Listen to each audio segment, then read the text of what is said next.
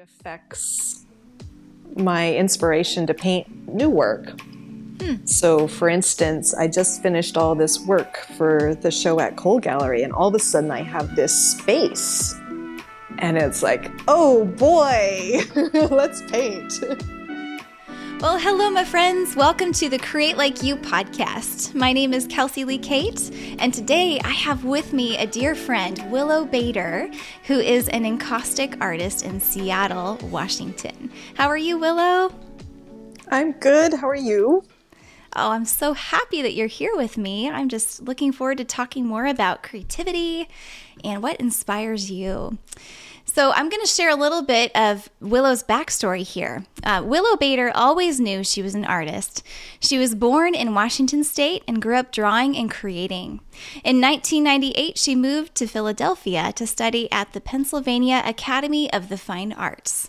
The Academy generously awarded her prizes and grants, including a travel scholarship, which took her to Europe for the first time to see art and architecture.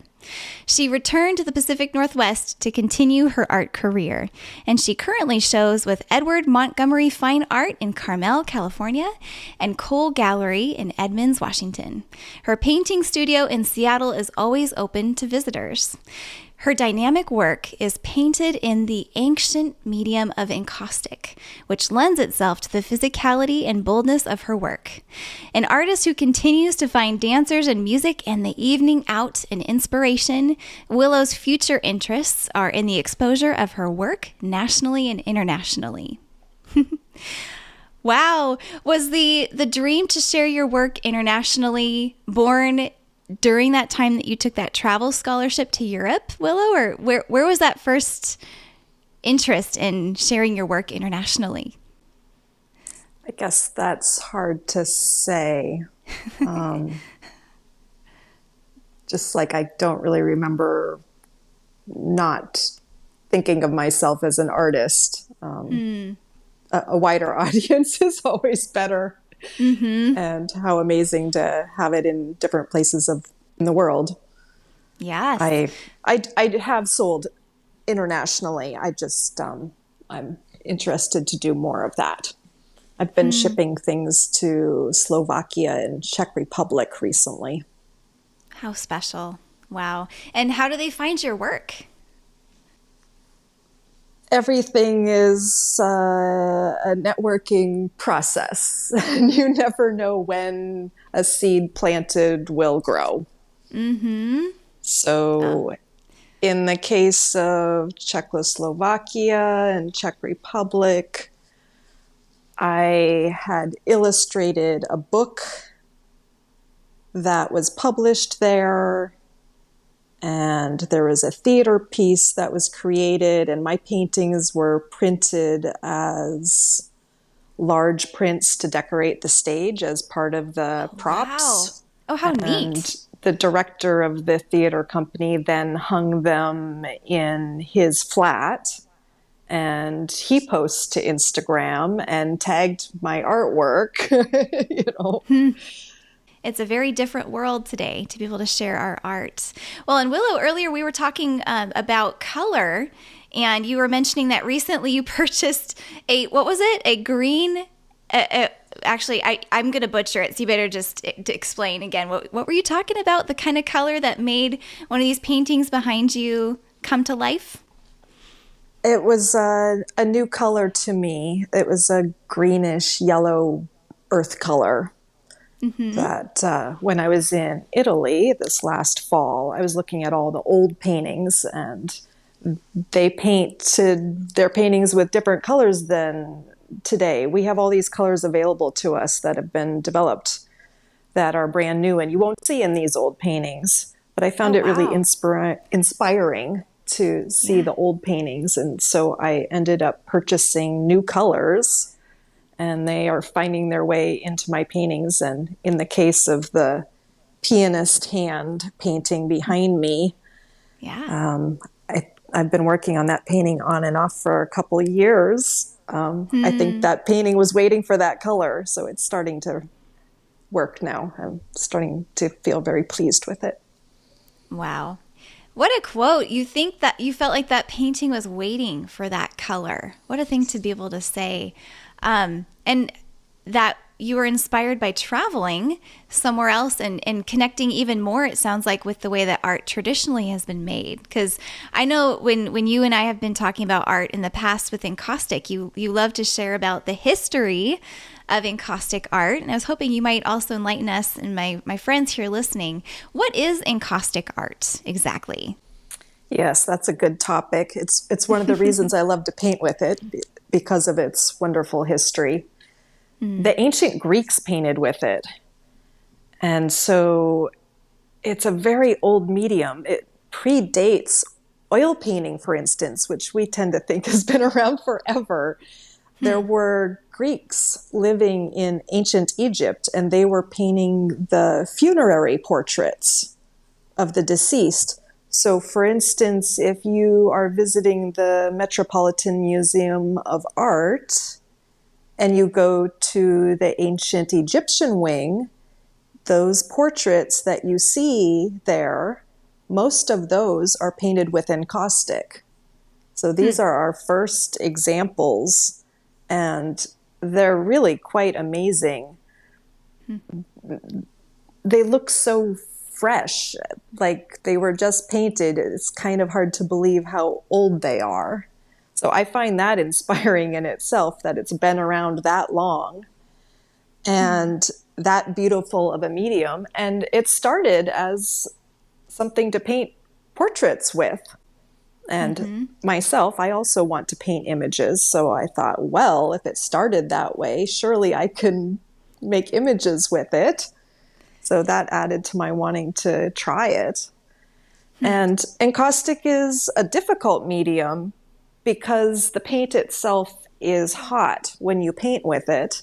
And if it's too hot, it starts to smoke. And if it's not hot enough, it starts to set up and get kind of chunky on you, and not a very good thing to paint with. So I can imagine the challenge of those artists back then that they had painting with this medium.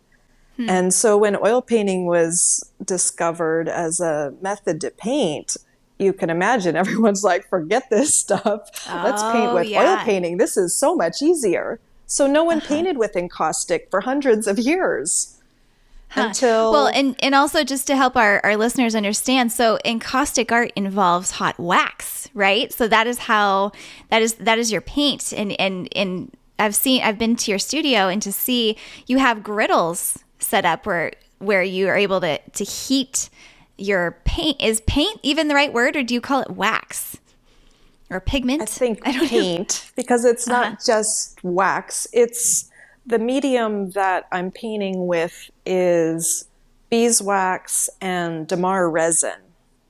Okay. And that's what is then heated to the point that it's liquid enough to paint with. And part of the challenge of the medium as well is because of that wax and resin content, it cools or it dries very quickly. That's another situation of, well, what do you call it? It's kind of like it cools. Like, think of spilling candle wax from a candle on in your dining room or something. So it means you have about 3 seconds to apply that brush full of paint before it sets up. Wow. Wow. Does that mean you have to make a lot of decisions quickly, or is it easy to correct something that you realized that you made a stroke that you didn't intend? It's kind of a process of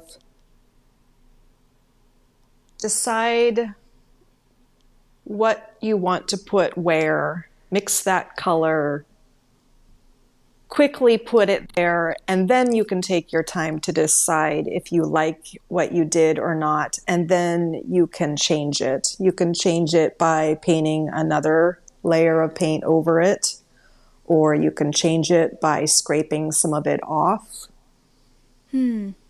If you only add paint, your painting will get thicker and thicker. It's a very Oh, yeah. tactile medium, more than other painting mediums. Right. Wow.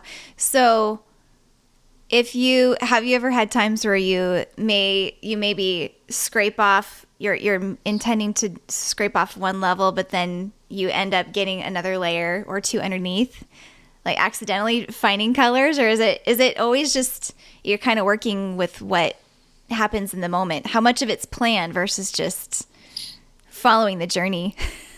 There's a good amount of journey or happy accidents with this medium, because yes, you might have meant to scrape one layer, you scrape another, you can reveal things down below that might help solve your painting. You never quite know exactly what's under there. and and yes, you can even say, oh, I've, I've scraped this much off. Let's just go all the way back down to the wood panel.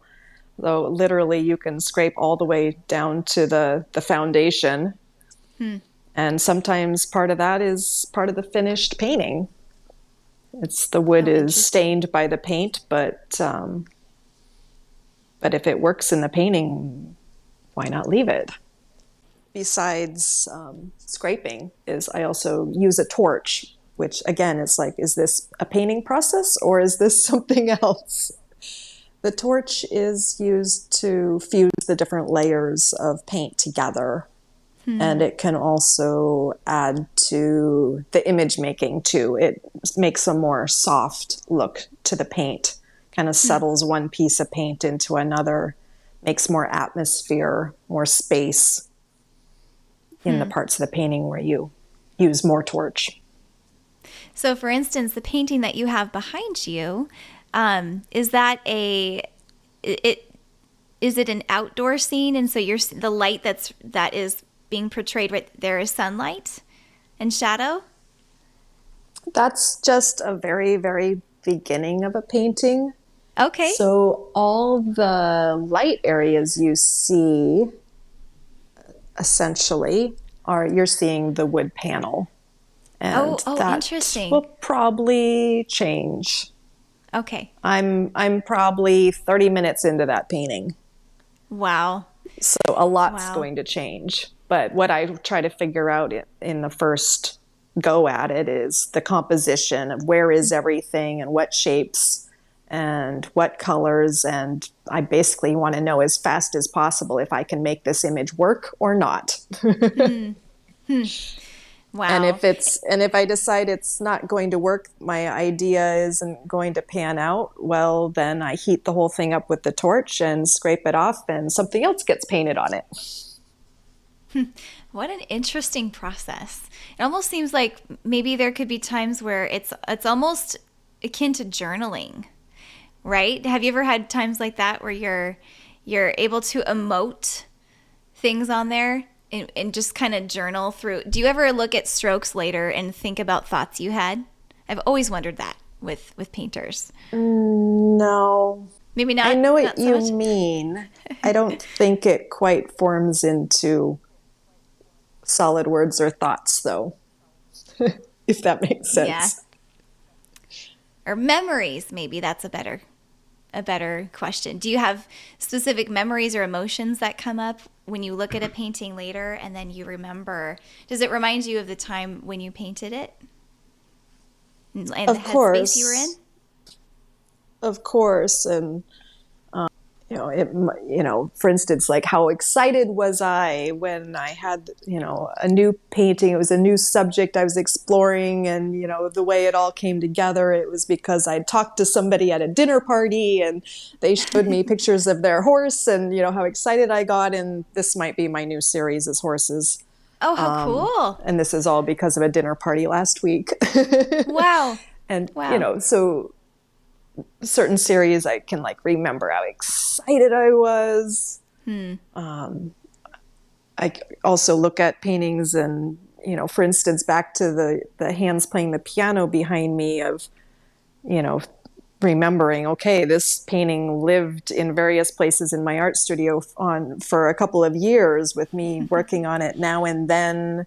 And finally, I figured out the colors for it, So I will remember things like that then when I look at it.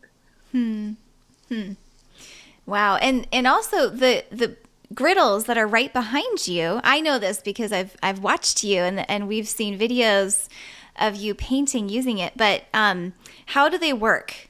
So for the folks that are watching the podcast, they can actually see behind you. And for those who can't, she has a couple griddles behind her, and I see paintbrushes leaning against them. How do they work, Willow? Well, they're griddles like you use in the kitchen. That's what they're made to be, is kitchen appliances. Oh, wow. Just literally, you could get another one the same for your hash browns? Pancakes and bacon and all that stuff. How cool. Not anymore. That might have a different aftertaste if we use those. Yeah, it wouldn't be a good idea, let's say. And I choose ones that have a nice lip around the outside to help hold the paint on, and better made ones hold the heat more evenly. And I have learned to file the nonstick surface out of the grease holes that are meant for draining the grease out off of them. Every one seems to expect that you cook with lots of grease, it seems, and has a grease hole. And I always need to plug that. So I file the nonstick material out of there and then use a 2-part automotive epoxy that I can knead with my fingers and jam it in there so that I won't lose my paint out those grease holes. I can actually pick up the camera and show you the griddles if you want. Sure. That sounds very resourceful to figure out how to make the griddles work for you. Oh, wow. Look at those colors. Beautiful, and they're rich. Cold right now. When they heat up, it becomes more liquid. So I'm seeing oranges, and yellows. more jewel-like. Okay. Do you have any of that new color that you were describing earlier on there? I don't know. Maybe it's a little bit this color. Okay. So, Willow, I'd love to talk a little bit more now about your process when you're inspired to create something or you're working on a project. What things give you life and inspiration? And I know we've talked about this too, that one of the things I love to ask my guests here on the show is, what do we do when we're stuck, when we feel like that creativity is blocked for some reason? Well, where I find my inspiration is basically by keeping my eyes open and looking around me. For instance,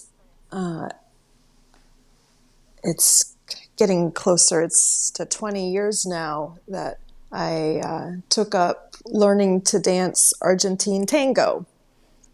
And so then it was like, well, this is a whole nother world of people and places and activity.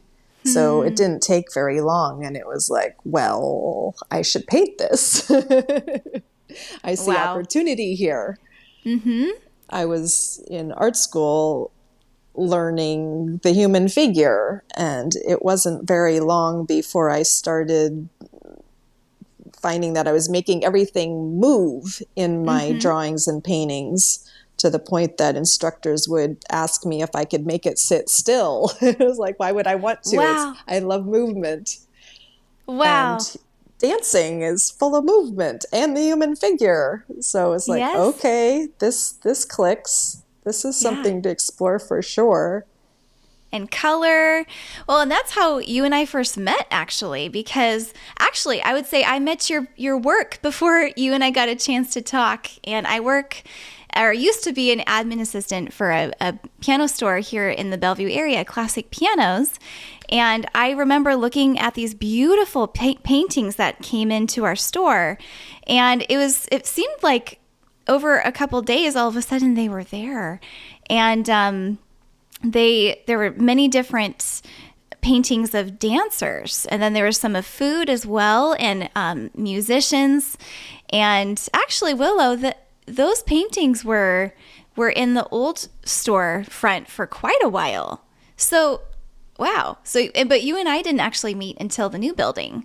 One of the first days that I worked there in the new building. Anyhow, so but I remember seeing your paintings. I remember seeing your paintings and your colors and the movement, and also how you portrayed the movement of instrumentalists. There was a violinist, and there was a jazz band, which was Tula's, right? That you had Yes. portrayed Tula's, yeah, jazz club, which very sadly is no longer here in Seattle, but they were. I know. So you painted history, and your painting will also be there in history. I'm picturing back to you're talking about finding ancient encaustic that tells history, and you are a modern historian with I guess I creating am. those.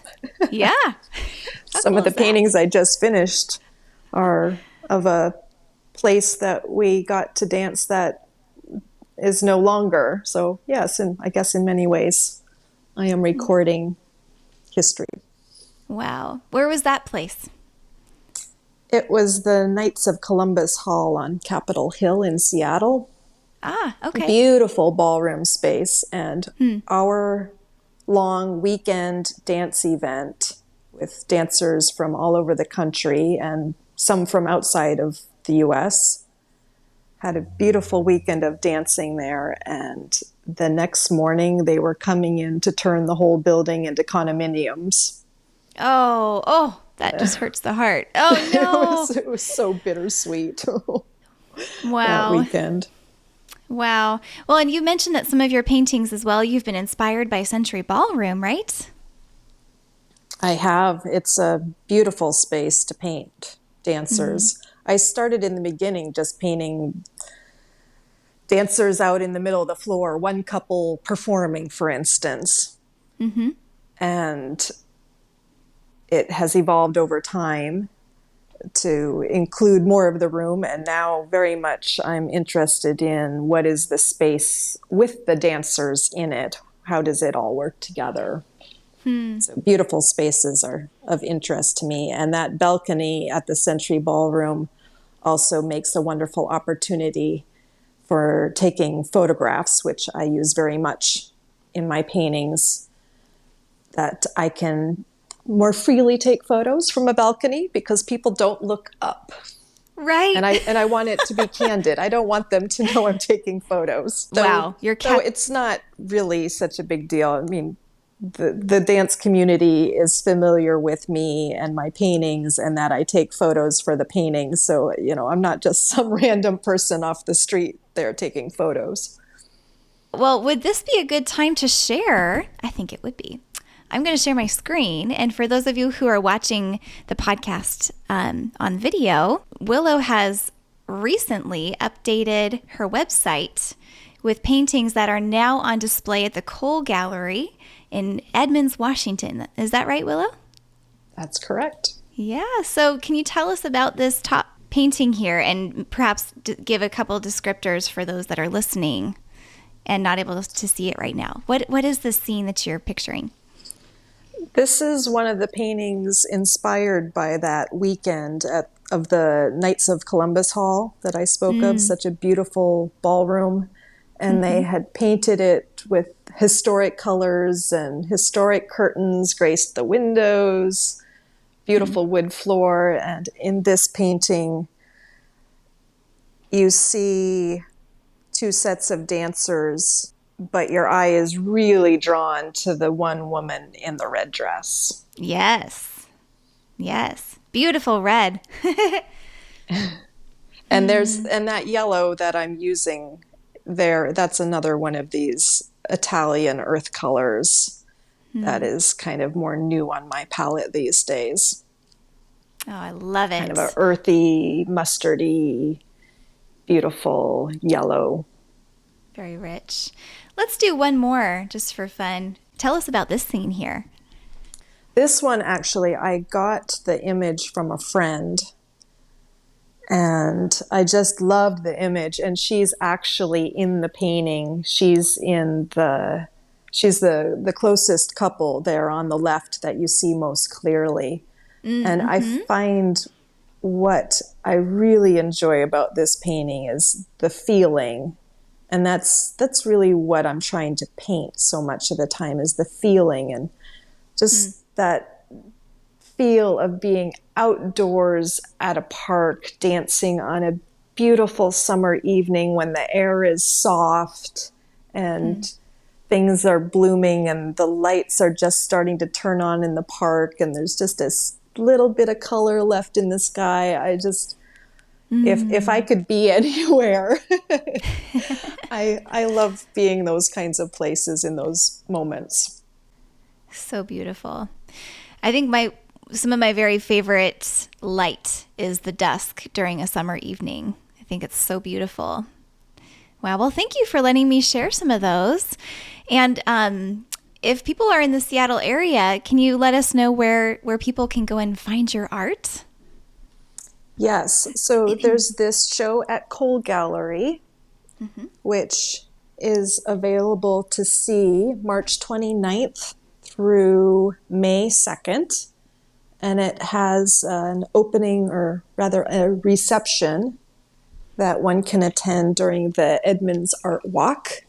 And that is April 21st from 5 to 8 p.m. And I will be there. Looking forward to showing off the paintings and meeting everybody.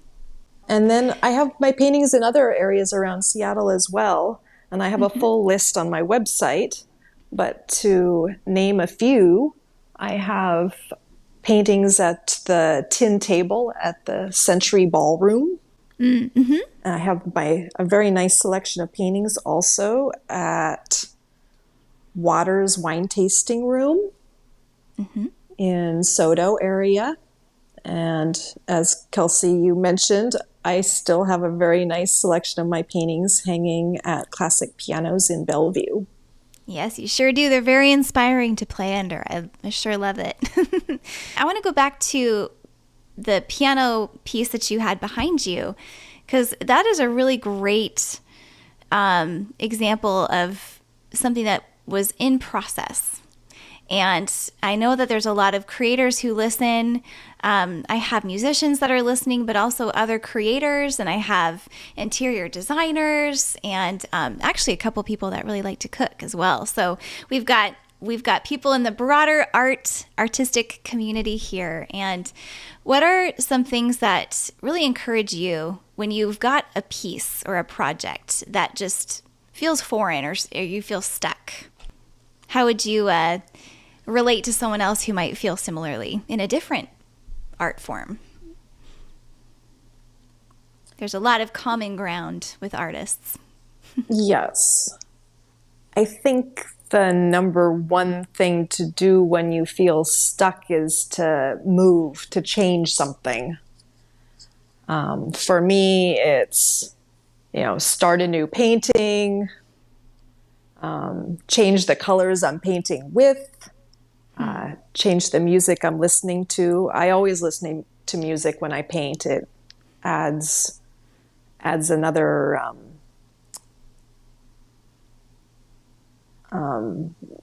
more energy and helps fuel me. So there's always music. So change that. If I always start a painting in a certain way, well, try starting it in a different way. Instead of starting, if I would normally feel inspired to start with the lights, start with the darks, do something different. If I'm stuck on one painting, make sure I have more than one painting going. So start a bunch more so that I can jump between them. It's not just one precious painting. Or you have one painting and you're like, oh my gosh, I love how this turned out in this section. Well, then if that's the only painting you're working on, then you tend to be afraid of messing it up and you kind of dance around it. That's not good. You can kill a painting just as well by that method. So start another painting. That is so relatable. Look at art books or visit other people's creative spaces. That's always inspiring. Go see, if I'm a painter, I go see a jewelry studio of how do they work? And it doesn't matter if it's tidy or if it's messy. I think it's just inspiring to see someone else's space and see their working process and take a break. Give your brain a break from the thing you're struggling with. There's no point beating yourself. Things don't happen that way. Or I even find just change what I'm doing. Even, for instance, go outside and garden for 30 minutes. I love to garden. It helps reset me as well. Go take a walk, come back. Yeah. Oh, that's such a But great move or suggestion. change something. Yes. Yes. But that can be hard to do, right? When we're in the middle of doing something and we don't want to get up. And I have some listeners out here who would say they're not creative. And I argue, absolutely you are, but who may still get stuck or feel like they're not able to get past a huge question they have with a project that they're working on. And so that's very relatable as well, of just take a break, and don't grind yourself into the ground till past midnight, but do something different. Go get a piece of chocolate. Go make a cup of coffee. Go make some popcorn. Go walk. Take a 5-minute stroll. I know I have a hard time with that because sometimes productivity, and this is also another question I wanted to ask you, is there a difference for you between being productive and being creative? Especially when you have a goal of finishing a painting. And so that might be a to-do item where the art becomes a to-do. How do you still keep it as a delight, even as you're achieving, finishing the number of paintings you need to complete for a gallery showing, for example? Yes, that can be a challenge. And from the outside, I think it can look quite confusing to others. My partner, for instance, is not an artist. And I'm sure there's times where he's observing what I'm doing with my day and he's wondering. For instance, I have a deadline. I have to finish paintings by a certain date so that they can be photographed by a certain date and have the images for the gallery, for a show. And so it's like I have to finish these paintings, but yet if you were to see me in the studio, you'll see me busy starting a new painting that's totally unrelated. Or you'll see me out in the garden, or, So there's many ways of working, and it is not necessarily a direct line to productivity. It doesn't mean you're there with the paintbrush in your hand. You might be taking a walk. And I think my partner is starting to understand. He said something to me the other day when I was feeling frustrated about a painting that I was trying to finish, a commission painting. And it just wasn't quite behaving. He's like, you should just go garden for 30 minutes. So I think he's catching on. Wow. Yeah, that's a whole nother side, is having a spouse or a partner who is not in that world of creativity as the artist would be.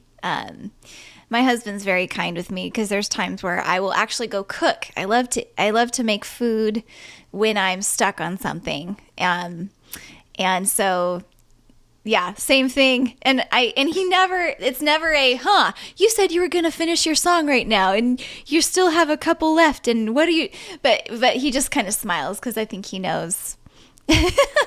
And I mean, he's not going to complain because, There's pot benefits roast is for really him. good. He'll get Yeah. to eat something good. Right. But yes, very similar. Yeah. Gosh, well, thank you for sharing some of that backstory. And I know before we started, you also mentioned that some of these questions, maybe you don't necessarily talk through, but there's something that is a process that's intrinsic.